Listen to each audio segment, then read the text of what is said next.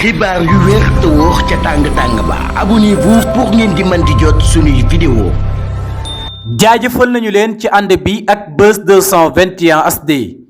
ni ñu koy defee saa su ne rek tey nag ñu ñëw ci jëmm ji nga xam ne moom moo di Barthélémy Dias lii nag di ay laaj yoo xam ne yu samp la jëm ci Barthélémy Dias lan mooy problème am waaye itam ana lan la bëggal gouvernement bii nga xam ne ñoo fi daal di nekk ci koo xam ne nee nañu nangu nañu li nga xam ne moom moo di mairie bi ci say loxo la ko waral nag du leen lu dul justice bi nga xam ne nag moo la daan ci dossier boo xam ne amoon nga ko li ko dalee depuis 2011 jàpp 2012 ci nit koo xam ne ku ñu faat la mu di Ndiaga Diouf nekk itam ku ñu xam lool justice daal di wax ne bal ba ko rey ci yow la jógee te ñii nga xam ne jamono ji ñoo fi nekk nekkul ne ñoo giisee sa mbir moomee nga xam ne doxoon na ci sa diggante ak Ndiaga Diouf ka ko amal du kenn kudul ki nga xam ne moom moo di Macky Sall ak justice am ba nga xam ne moo fi nekkoon justice def li nga xam ne nag moom moo di daanam li ñu naan état continuité la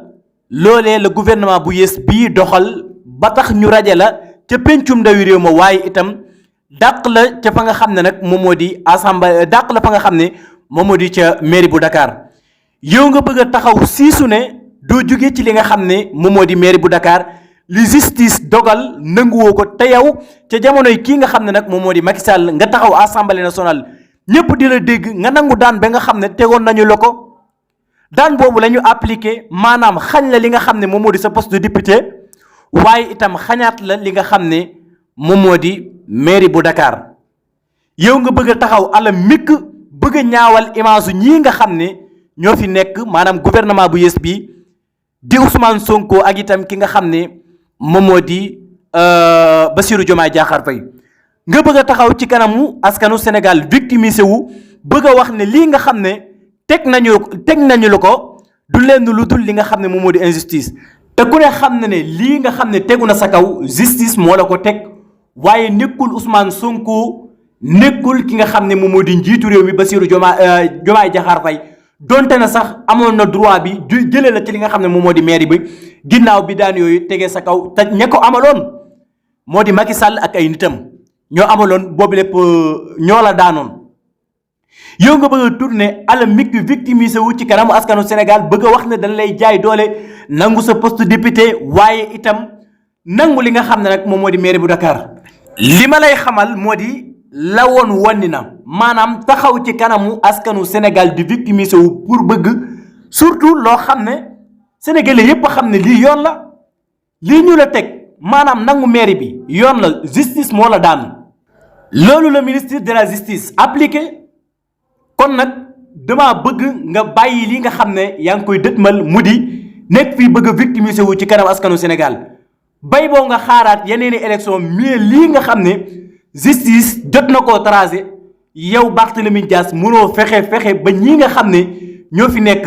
maanaam di ginnaawal justice maanaam daan bi nga xam ne justice daan na la ko maanaam ñu koy neenal duñu ko neenal li nga xam ne justice def na ko loolu la ñuy appliqué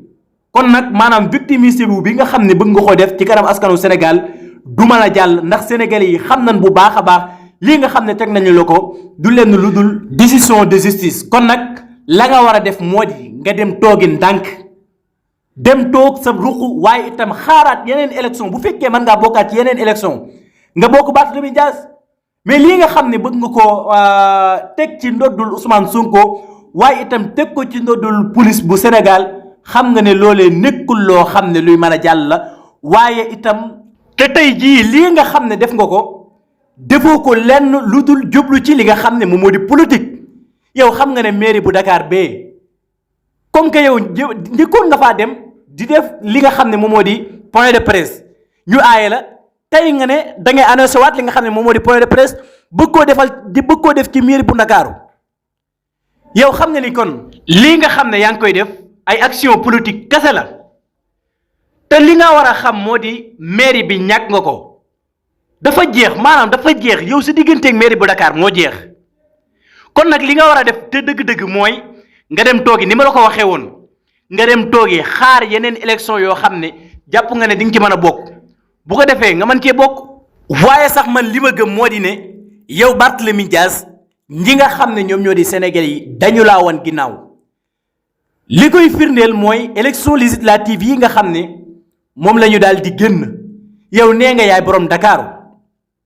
te benn bureau nga gañe Dakar li muy rëy rëy yow Barthélémy Dias benn bureau nga fa gañe yow kon xam nga ne maanaam sénégalais yi ci boppam ñoo la suur ñoo la wan ginnaaw. man li ma gëm sax mooy tey jile bu ay élection amoon ci li nga xam ne nag moom moo di maanaam ñu indiwaat ay élection locale maanaam pour ñu far li nga xam ne moom moo di ay maire yow Barthélémy Dias am naa yaqin na yow doo doon li nga xam ne moom moo di maire bu Dakar maanaam boo doon laaj yeneeni maire yoo xam ne ñi ngi ci réew mi di réewum Sénégal ci dëkk yi gën a ndaw maanaam yow Barthélémy Dias duñ la ko jox sénégalais yi ci boppam maanaam ñoo doyal ci yow ndax gis nañu ñi nga xam ne doxalee nga ko ca jamono bi nga xam ne kii di Macky Sall mi ngi ci réew mi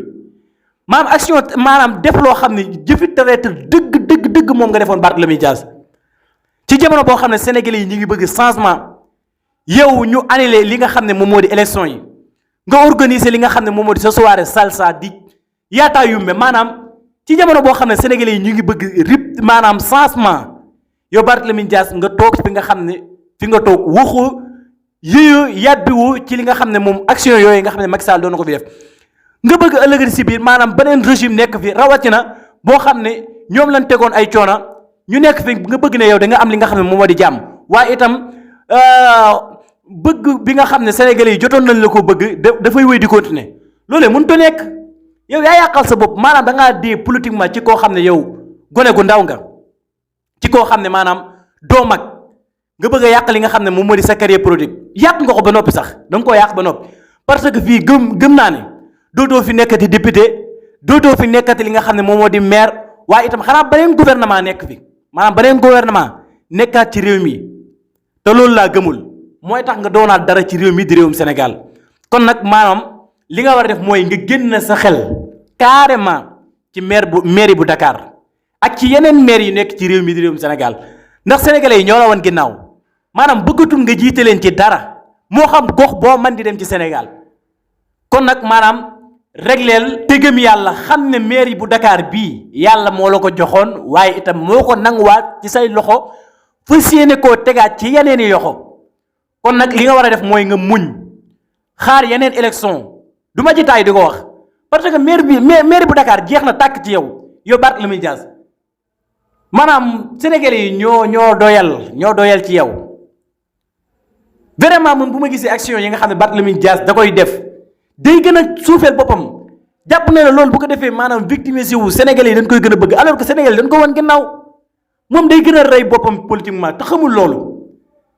sénégalais yi dañ koy gën a jéem